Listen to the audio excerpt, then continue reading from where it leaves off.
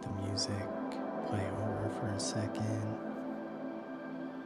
Definitely don't forget to talk about that, okay? Hey, welcome back. Thanks for coming. Today, we are going to talk about digitizing tapes. Now, I know you might be thinking we already did this, and we did. It's a video a month or so back where I converted some tapes using my old MiniDV camcorder. I used this ClearClick video converter. There's a little bit of a gag in that video. It was fun. I think everyone liked it. Take the Bitcoin instead. That is extremely important. 10,000 Bitcoin. Take the Bitcoin. Now, before we totally get into it, I just want to lay it out. This is going to be somewhat technical, but there's going to be a lot of cuts in this video. I've watched it already. It's okay, but just hang in there. You're going to see me again. I don't really give a shit. 2, I'm almost certainly going to be wrong about almost everything I say. I can confirm this is true, not just on this video, but all of my videos. 3, this is my experience doing this.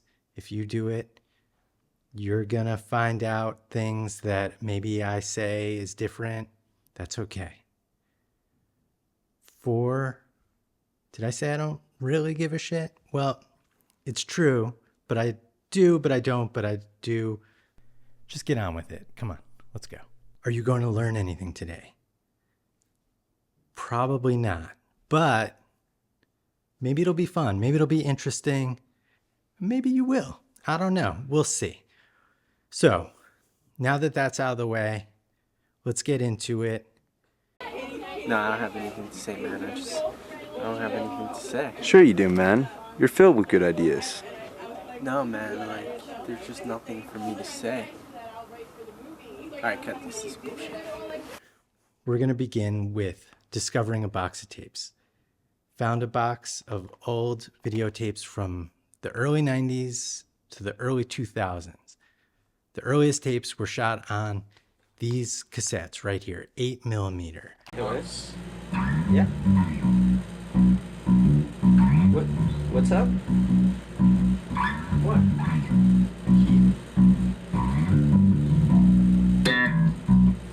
So I have, not a lot of tapes. I probably had 10 of these. I probably had 15 or so MiniDVs. Are you hungry? A little bit. The only way you can really watch these is if you put them in the cameras that play them. So my MiniDV tapes went into this MiniDV camera that I have. So if this turns on, I could watch it on the screen, whatever. But that's not exactly something we want to do. So I found this ClearClick digital to video converter thingamabob. And you just plug it in and you record it onto an SD card and you get the footage, you put it on your computer. So I was able to do that with my MiniDV camera. That said, I have these 8mm tapes, but I didn't have a camera. So I found a friend who had one, and she has this, which it's a Sony. This is the DCR TRV 330E. This plays 8mm tapes. So I borrowed that. And I put my tapes in and I plugged in the cables. Now I'm going to just quickly go over the cables because this is somewhat interesting, I think. Basically, these use what's called a mini AV to a 3 RCA. So it's like a headphone jack. It's 3.5mm. And this plugs into the camera. And this, by the way, this works on both of these cameras. This worked flawlessly with the MiniDV camera. Plug this in to the little port, into the ClearClick. Worked like a charm. It was so easy to do. It plug and play, basically. These types of fucking reviews and articles I just don't fucking understand.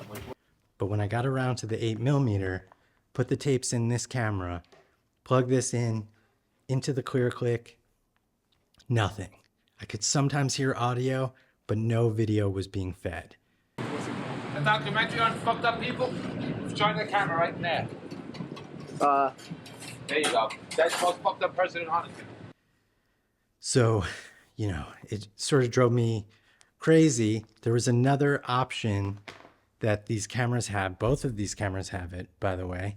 It's called S-Video. I didn't have one of these cables, but I ordered one on Amazon, for a couple bucks. I don't think it was that much money.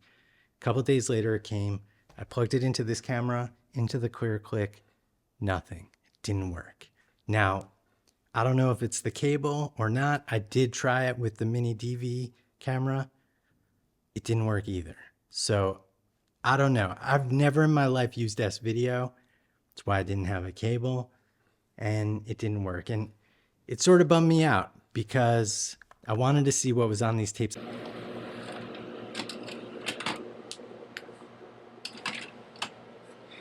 And I knew there was some gold in there. Yep. We should be nearing it now. This is where it all begins. It was useless. I wanted it on the computer. I wanted to have it forever, basically, to be able to watch it. Although after doing all this, I'll probably never watch any of these videos ever again. But I've watched it a number of times since then, and it loses its effect every single time, where I'm beginning to think I don't even like the movie. That's besides the point. So, I didn't really want to give up. And I knew there was one other option. And I knew there was this option because a few people left some comments on the previous video. And let me just go over it real quick. I'm going to put it up on the screen. This is in regards to digitizing the MiniDV tapes using the ClearClick video converter. So this guy says, this is really cool, but you're recording an analog video through RCAs. I bought a mini FireWire to FireWire 800 and go through an old Mac, still running Final Cut 7, and I can digitize MiniDV that way. And that way you actually get the digital video file. Still a cool device. That was nice. Yes, cool. That's cool you did that. But when I read that the first time, I was like, man, iMac running Final Cut Pro 7. Yeah. Well, that's not going to happen. Then, meanwhile, some other guy was like, the second comment, yeah, those devices are great, easily capturing analog video formats to digital, but if you're backing up DV tapes, then they're already digital. If you have a playback device with FireWire link port, it's best to transfer the files that way. There are FireWire to USB Lightning adapters for computers with no FireWire port. That way there's no transcoding, no conversions, just streaming the DV data straight from the DV tape to disk, complete with time of recording metadata for every frame.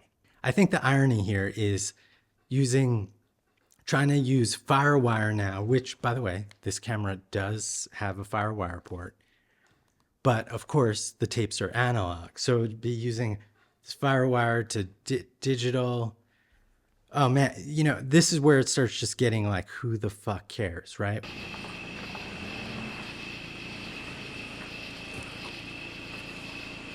But I went through it.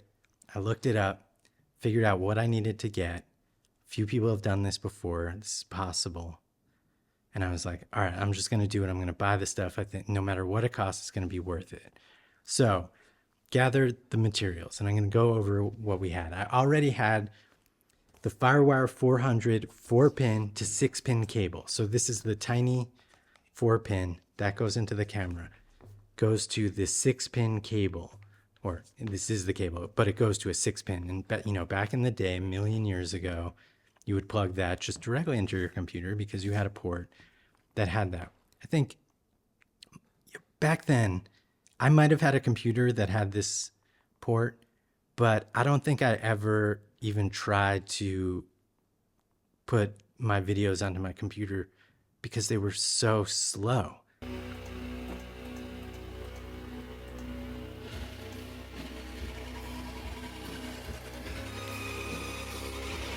So it was just like not even worth the effort. I never edited videos back then. And, maybe I plugged it in once just to see that it worked.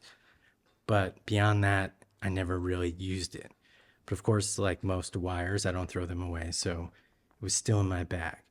Anyway, we need to continue on this dongle chain of hell in order to get it into my computer. So the next step is what's called a Pearstone 6-pin FireWire 400 to 9-pin FireWire 800 adapter. Okay, right? So that's this little guy right here. Just this one piece. Costs $6.49 on B&H. Not a big deal. But that has to plug into a FireWire 800 to an Apple Thunderbolt 2 adapter. Now, that's this one right here, sort of in the middle. This one is not for sale anywhere, just new in the box. This is something you have to buy on eBay. So because of that, it was expensive. I think it cost me about $120. Then from there, got to go into an Apple Thunderbolt 2 to Thunderbolt 3 USB. And that's the last link in this chain and what's going to get me into my computer. So that's what I had to do to plug all of this in, camera to computer. And by the way, all of this, what I spent, $176 to do this, which by the way, the ClearClick costs $160. So we're looking at roughly the same amount of money. There you go. You know, you're going to take your choice. But, and I'll tell you my experience, and then you can decide what you think is worth it. And we're going to look at some samples too. So hang tight. All right. So we plug it all in, turn the camera on.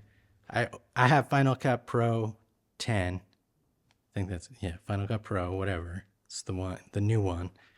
And there's an import button, camera in, on, tape in, turn it on, boom, recognize the camera, and I could pull it in. And it worked. And just like that, it just sucked it right in.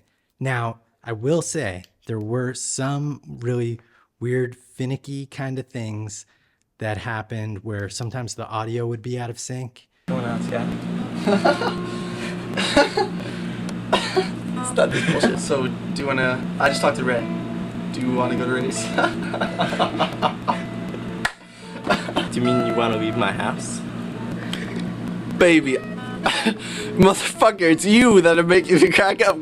And so, sometimes it just wasn't properly taking the files, and I would run a whole tape and then notice that the audio had fallen behind or it stuttered. I thought maybe it was just stuttering on the computer, but then when I played it back, it was all fucked up.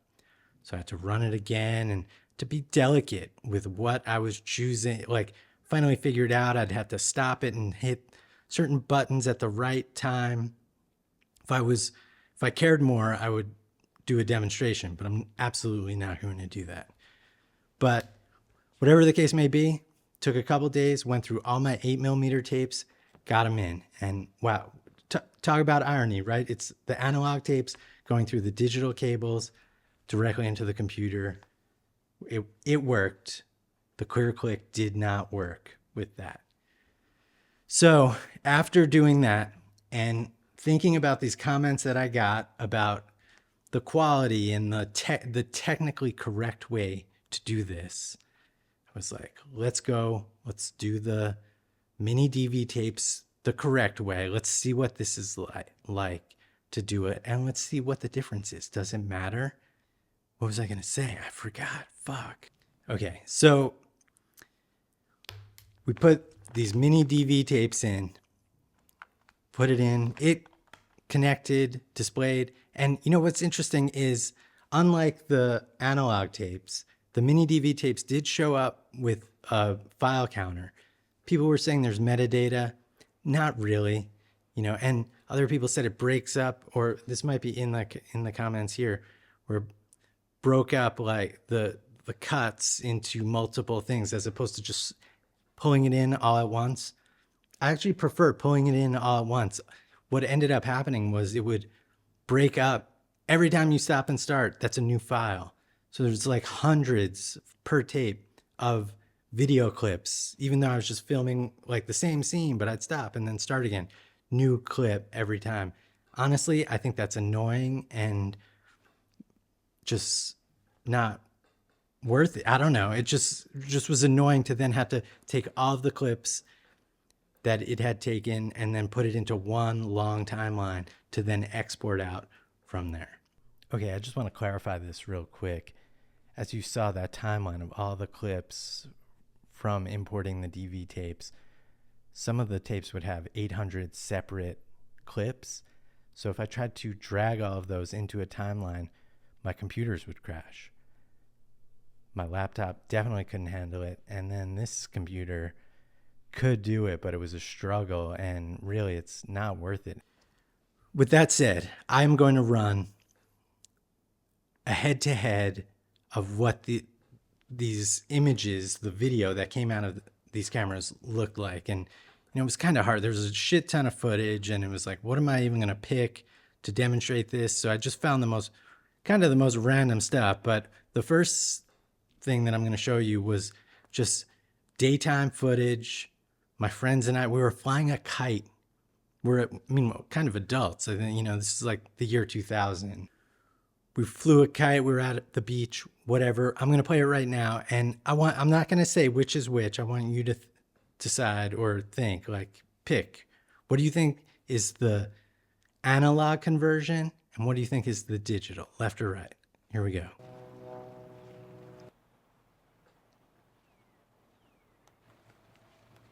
All right. And meanwhile, I tried to sync this up as close as I could, but for whatever reason, the digital one went fast. I don't even know. I tried. I would line them up exactly on the start, and then one would fall out of sync with the other. So something's happening where one, I don't know which one's capturing more frames or less frames or what. I'm sure there's some technical reason for this. Is it the digital one more accurate? I don't fucking know. But there we go. We were looking at left or right. What do you think? So we have the analog on the left. It's the ClearClick, the FireWire on the right. So let's look at this bouncy ball. And all right, so this is what's interesting here, and we can really get a sense of what's happening. FireWire on the right. Now, that does look like a cleaner image. It's also seems to be like properly in its original size format, which, by the way, I don't even know what size this is being brought into. And so I like went into the Finder and I just opened up the original media from what I put in, not the exported stuff that we're looking at now. And I brought them into Photoshop and, different clip. And here, I'm showing this, but I'll put it up on the screen too. It's just a picture of me in my room, year 2000. But on the left is the ClearClick. On the right is the straight up FireWire transfer. And the ClearClick was making a 1440 by 960 video file. And the FireWire was making a 1280 by 960. I assume the 1280 by 960 is the correct aspect ratio and conversion. But, and as we can see, the ClearClick was giving this sort of black bar around the edge that, that's a couple pixels for sure. So I don't think it's the 200 extra ones. Maybe, I don't know. But that's what we're looking at. And I don't know, in some ways, I actually feel like I prefer the analog transfer. I think it's got more contrast. It's a little warmer. And I suppose, people like to do it. They like to grade their own footage, so maybe you could do that. Maybe because it's a cleaner digital transfer, it's easier or better to do that. I don't know. But I think if you're trying to convert a bunch of tapes, is this into a computer and then sort of futzing around with all the fucking options and then getting a million different files, is that worth it over just sort of plug and play into this device because it's digital to analog? Like, these weren't feature films that we were doing. This isn't like remastering fucking Alien movie. This is when I was 20 years old and younger and a little older, just fucking around with friends. In fact, most of the footage is hanging out at night doing drugs with friends.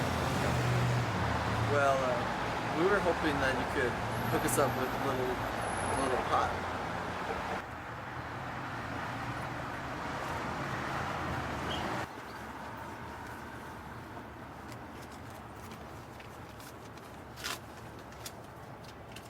So it's like no one's ever gonna see that. Like I was just, it's not only the most inane footage, but it's like everyone involved, no one wants to see that. It's embarrassing. Upside down?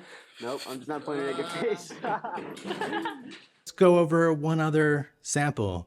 This is, and I pulled this one because it's interesting. It's CD Warehouse, when my friend used to work at this record store, and I went and I filmed it. And I'm so glad I did, because I don't think at the time I thought CD stores would disappear and we'd never see. Well, actually, I guess they're coming back, but whatever. This is period. This is correct. This is the CD Warehouse on Long Island. And you're going to see actually that FireWire transfer. It's like stuttering. There's something happened. I don't know. Maybe I'd have to redo the tape. Maybe I had to restart my computer. Like it just wasn't pulling the footage with the digital transfer correctly. Or actually it was, but it was just making so many different files. And then I'd have to put it into the timeline and then export it out. So it was more of a hassle to do the correct way than just the analog conversion. So that's it, man. Like I said, I'm not going to go through all my old MiniDV tapes and redo them, because I think the analog conversion was good enough. And I was able to get all my 8mm tapes off and done, and really some fun stuff, and stuff that I'll probably play here, like when I was really young.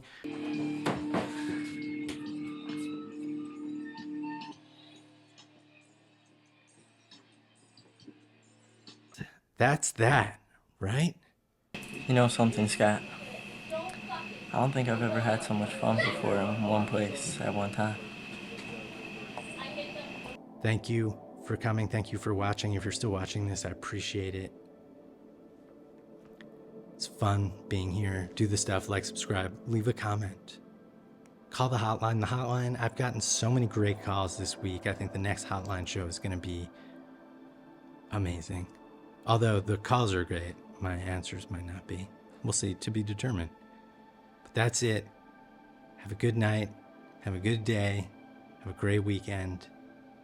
We'll see you soon. Thank you.